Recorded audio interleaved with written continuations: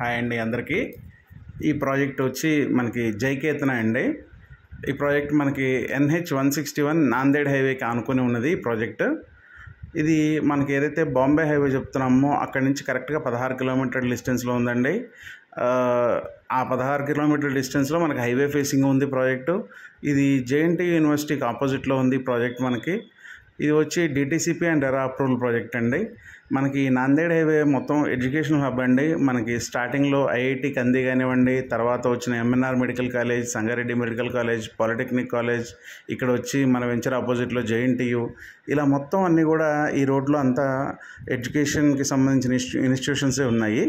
మనకి ఎదురుగుండా కనపడుతున్న compound wall JNTU compound wall అండి. అది దానికి ఆపోజిట్లోనే మన వెంచర్ ఉందండి. చూశారు కదా, అది బస్సులు లారీలు ఎలా తిరుగుతున్నాయో. ఇది NH-161 అండి, 6-వే హైవే. ఇది వచ్చి మనకి నాందేడ్ హైవే అంటారు. ఇది మనకు ప్రాజెక్ట్కి ఆనుకొని ఉండటం వల్ల రేపన్న రోజు మనకి రెంటల్ ఇన్కమ్ కూడా మనకి బాగా జనరేట్ అవుతుంది.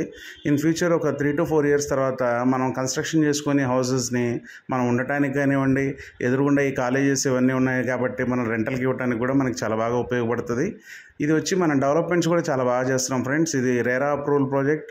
మనకి ఇందులో బ్యాంక్ లోన్స్ కూడా వస్తాయి మనకి.